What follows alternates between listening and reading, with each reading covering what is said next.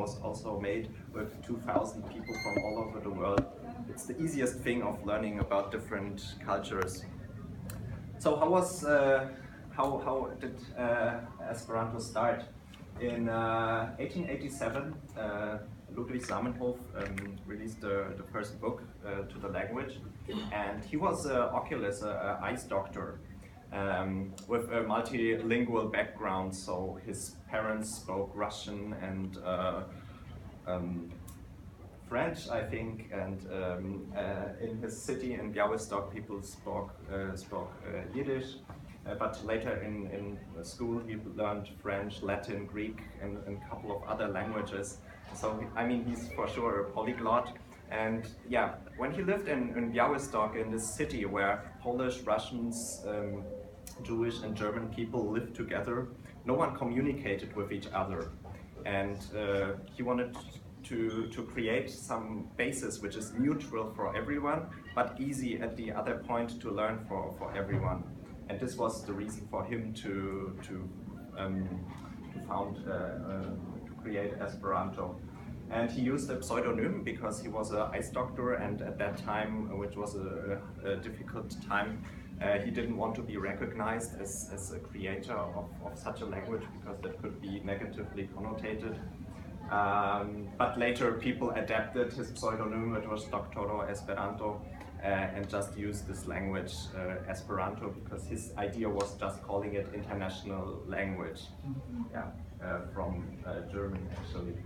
And yeah, so this communication problems in the city in Białystok, with this confusion about languages, is also explained in the Tower of Babel. Maybe you know this story. So I like always to adapt this a little bit in a certain sense. So as you maybe heard, as you might not heard, I don't know how many of you have an idea of what Esperanto is, how difficult it is or not. So I always tell people a little bit idealistic that if you study every day 1 hour Esperanto, in 2 weeks we can speak, we can communicate. Yeah. And you cannot say that probably about any other language. For sure, it helps if you have knowledge in some Roman languages like French, Spanish, English, or German, but not necessarily. So there are also, there are some more seats. There are a lot of people in Asia, for example China, Japan, who also speak Esperanto, and for them it's also pretty easy to learn the language because the grammar structure is a little bit adapted from Asian languages, maybe some of you know. And there are many people asking, hey, so how many people do speak Esperanto? It's a number which is difficult to account, like how many people collect stamps. So it's a couple of millions, but the question is also, what is an Esperanto speaker? Are you a speaker if you learn 3 times on Duolingo Esperanto? That's exactly the question, which is difficult to answer. What is more evident is the number of native speakers. It's a couple of thousand. So me personally, I know maybe 100. Who are my friends.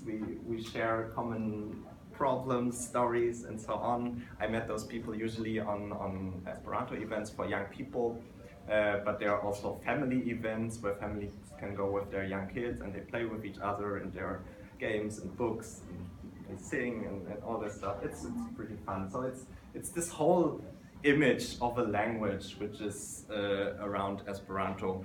And maybe you wonder about culture. There's also this full culture existing. For example, so as you saw in the beginning, I'm a DJ, I do music. I also do music on Esperanto events. I also do play Esperanto music and I mix it and scratch it. And so it's this whole variety and there are plenty of artists in all genres. Last year I was organizing the Esperanto Youth World Congress with 400 participants in Germany and invited almost 10 different artists from all over the world. It was a funded event and it's great collaborating with such people and fulfilling the needs of people from all over the world, and helps so much. There are also theater groups, movies, which were Gerda Malapedis is a movie which is originally in Esperanto, so the actors are in fact Esperanto speakers. But plenty of movies subtitled, as you can imagine. There's a lot of literature translated, but also original literature in Esperanto. There are several libraries. In Germany there's a city, it's called Herzberg, and it's called the Esperanto town, because the mayor was an Esperanto speaker and he was very enthusiastic about it, so even the signs in the city are bilingual, and the menus in some restaurants, and it's pretty fun. But besides that, also online platforms like Wikipedia with I forgot how many entries, but it's very comparable to normal languages, number of entries. Twitter, Facebook, Google, everything is used as a communication platform for Esperanto speakers. YouTube for sure. There was a campaign last year for Zamenhof Day, which is the day when the founder, when he died. And this was an online campaign with a hashtag Esperanto lives, and people were encouraged on this certain day just using this hashtag and uploading videos and anything and creating a traffic in the internet, and it worked pretty well. So there was a significant rise, and if there's a rise in anything, this tech people maybe from Silicon Valley are, hey, what's happening there and what is Esperanto? And so there are so many people using that. So this is today's way of communicating about such a language. So how does it look like? Why is it so easy? So basically Esperanto has 16 grammar rules. Maybe that's also the reason why you can now trust me that it's really possible to learn this language in 2 weeks. It's irregular, you don't have any irregular verbs or declinations, conjugations, everything is straight. You have only one article, which is la. Coming from Germany, that's such a beautiful thing. Yeah, the language basically is based on Roman languages, some Germanic influences, and a little bit of Slavic and Greek. When you read it, it's much easier for you to understand when you don't speak the language than when you hear it. Do se mi kun vi parolas nun en Esperanto, por vi tio sonas kiel la hispana aŭ iu latina lingvo. So for you it sounds like Spanish or a Latin language, most likely. And that's, for Spanish speakers, then they are very confused. What's that? I don't get this point, yeah. And so one grammar rule, for example, is that all nouns end on O. So homo, computilo, gasto, proiectilo, and so on and so on. So you can immediately, when you speak only English, tableau, create or have the knowledge about so many words just using this grammar rule, yeah. And the same about other words. So it's basically like Lego. Do you know Lego in this country? Okay, it's this toy where you can build things up, yeah. So you use different parts and combine them, and this is how you create different words. What means in Esperanto, you just learn one basis, and Grant is a pretty well-known base for most of you, I think. And yeah, you can easily so create, for example, a at the end means it's an adjective. So as O was the noun, a is for adjective. And if you want to make the opposite, you just put mal at the beginning. So you have malgranda or dica, maldica. Maybe a funny example is dextra, maldextra. So right and not right. And this is how you can create many words, even words which are maybe not existing yet. And so many people ask also, yeah, can I express myself professionally, or is it a full language? And as you see, it is, because you can create everything, even what's not existing. And sometimes it's also difficult if people say something and you think, is he very smart and just using an invention, or is he not so familiar with this practice? That's sometimes a fun part. And so playing with these things makes learning this language so effective, and you feel immediately a very high motivation while learning this language. And that's why it's possible to learn it so fast, because you are motivated very, very quickly. And that's in other languages. When I think about myself, about French or Chinese, I don't have this positive effect that quickly, yeah, unfortunately. Yeah, maybe let's just learn how to count till 100. I don't know if you are familiar with French. For me, it is very French, the counting system. So, 1, 2, 3, 4, 5, 6, 7, 8, 9, 10. And then it continues, dec 1, dec 2, and 20 is dudec. Anyone wants to volunteer to count? This is also, sure. Yeah, go on. Just read the down. 1, 2, 3, 4, 5, 6, 7, 8. Now, is it nasalized? Now, yeah. Now, dec 1, dec 2, dec 3, dec 4, dec 5, dec 6, dec 7, dec 8, dec 9, dec 10. Thank you very much. Do you speak Spanish? Okay. So you're able to roll the R. So pronunciation is one question. Everything is pronounced as it's standing, as you realized. And so some sounds are missing, and this is why there are some extra letters, like the U, the U. I'm not a linguist. The U without a tone. So this is now, and a normal U would be nau. Yeah. So. Or, yeah. Or you say auto, so also with this U instead of auto. Yeah, just to give you an idea. And the same with an S, which is a sh, and a C, which is a ch. And yeah, so there are 5 extra diacritics. Yeah, exactly, as known from French. Yeah. So. What should be your incentive to learn Esperanto? Yeah, as I tried to express to you, the effort is very low compared to other languages.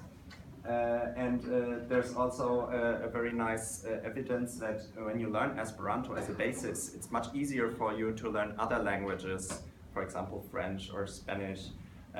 Especially for non-Roman language native speakers. So if you are, for example, Chinese native and you would like to learn French, the step over Esperanto would make it at the end easier for you overall to learn French. There's a very nice TED talk by Tim Morley. You can Google that. He's a teacher and language scientist. That's nice evidence, yeah. And so there are multiple ways to learn it. The Silicon Valley way of learning a language is currently, I think, Duolingo. Who doesn't know Duolingo? Oh, everyone. So who is using Duolingo? Oh, cool. Okay. And who's learning Esperanto with Duolingo? Okay, very good. Nice. Ĉu vi parolas Esperanton? To be? Yes. Bone, very bone. Okay. This is not a Esperanto test and not a course, but it's sometimes nice to see if people do learn or not. Yeah. So when you who has already learned a language with Duolingo, any other language, and who has got the golden owl? Okay, so yeah, when you learn Esperanto, you pretty quickly see this golden Esperanto owl, actually, yeah. And oh, I forgot to explain. So the flag, it's green. It's the color of hope. So Zamenhof, he was the one who hopes, and the star has 5 edges. Why 5 edges? For a universal language. Yeah, exactly, 5 continents. Oh. This is your gift. You can share if you're not an egoist. Yeah, so this was my part from this side, and I thank you all a lot to take part in today's talk, and let's have a good conversation now. Anyways, thank you a lot, and yeah, if you have any questions, just write me an email or find me on LinkedIn or on campus or wherever. Yeah, thanks.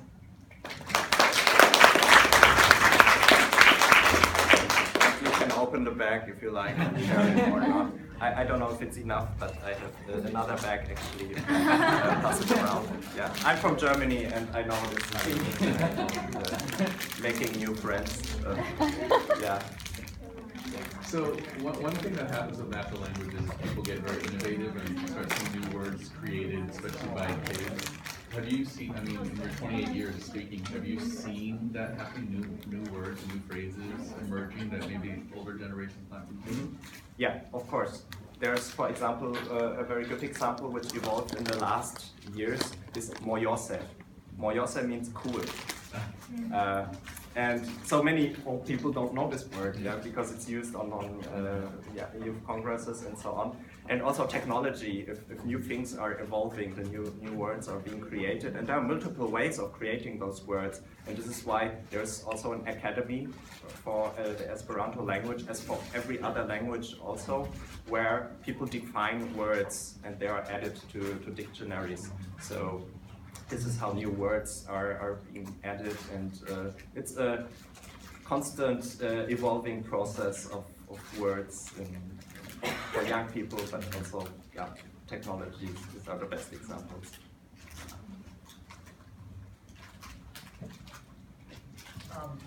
I heard the different speakers, they had like kind of an accent, I guess. Do you have the speakers of Esperanto recognize these different like dialects arising? Yeah, of course. So I mean, if you imagine a speaker from let's say Japan and from Spain, very different languages, and Japanese people don't have a distinction between R and L, where it is in Esperanto, and in Spain you roll the R, so you say R. And this is the best way to pronounce it in Esperanto. So the founder, he was Polish, and the pronunciation is based on Polish. So when Polish people speak Esperanto, it sounds like kind of the standard. And this is why I'm so lucky that my mother's Polish. I got this influence. And I don't have this Japanese accent in Esperanto, but for sure you can immediately distinguish where someone comes from just by hearing the accent. Okay, so I think this is an experience that many people being raised with parents who speak different languages experience, but certainly for me it's very bothersome when a parent of yours speaks the wrong language. Like if they're speaking the language that the other parent speaks or different languages, it feels strange to you. Do you experience this? Yeah, absolutely. So sometimes we had, for example, German friends over at home, and yeah, we don't want to hide anything. So then my parents spoke German to me, which sounded so strange. The same when I heard my mother speaking Japanese. She's a language scientist, so she learned Japanese a little bit, and it sounds also so strange for me hearing this uncommon voice or situation. My father so never learned Polish, but he learned Polish every day by sitting at a table and listening. So his understanding in Polish is pretty good. His speaking is almost non-existing, but these are the nuances in a multilingual family which you experience, and you even don't have these questions when you were not raised multilingual, and this is also what we try to transmit with this polyglotto idea. Yeah. So why didn't your father choose to teach you Japanese growing up as an immigrant? Yeah, very good question. So Esperanto was the communication tool between both my parents, and it was kind of natural to choose it also as a communication language with the kids. And since the mother has usually a closer connection to the kids than the father, my mother spoke her native language, and my father decided to speak Esperanto with us, which is on one hand a great thing to be a native speaker of an artificial language, and there are not so many people around, and I had many benefits because of that. For example, job interviews, when people read my resume and see Esperanto native speaker, let's ask him what does that mean? And so I make easy points during job interviews by just talking for 5 or 10 minutes about Esperanto and my family, which is much easier than answering questions for some engineering stuff. Yeah. And unluckily, if I could choose now, I would say, hey, father, please speak Japanese with this little guy, because at the end, learning Esperanto is so easy, yeah? But I'm struggling my whole life now to learn Japanese on a good level, but I'm still just on a conversational basis, as my Japanese friends in this audience can maybe underline. I was kind of curious about with your startup, like what kind of services are you guys planning to, or have you decided to provide? So it's basically, currently a service, not a product. And we want to just transmit this information of how were we raised multilingual and what nuances were being connected with that. So this conversational issues, but also the identity, for example. When people ask me, hey Leo, what are you? From which country are you? Since I have 3 citizenships, 2 passports, I cannot answer this with yes or no by answering for one country. But in that sense, I say I'm an Esperanto citizen, so kind of global. And this is also a part, this identity thing, which was a bit hard for me at school.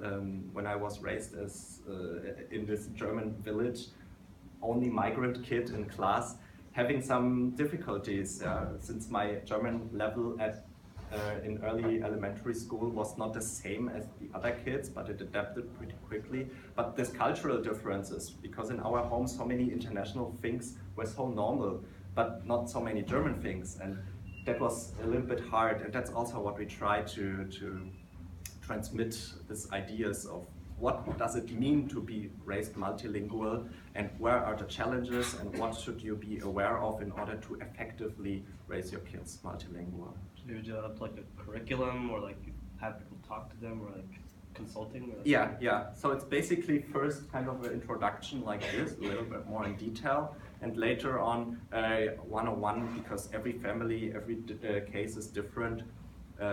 Consulting and seeing, okay, she's coming from this country, he's coming from that country, but they live in this country, and so what would be the best or the easiest solution? First, the most natural solution, but if the parents are more ambitioned, what could be out of this? Yeah, what could be the ideal case about multilingualism? That's what we try to transmit, yeah. And the Silicon Valley approach would be also to create a product out of it, an app, or we are currently developing a web platform with some interactive aspects in it, which is free to access under Polyglotteto, but not yet released. What we don't want to make money of it currently, but transmit this information. But let's see what in future, if Silicon Valley parents come to us and say, hey, we all want to know about it, maybe some business can evolve out of this. We have to test that and see if the clients are ready and want to pay money for it. Because there are plenty of books and websites about the theory, but it's all a little bit old-fashioned, and if you look at the people today, they don't want to sit down and read a book about it, but be more interactively informed. Yeah. Other questions? You talked about how different people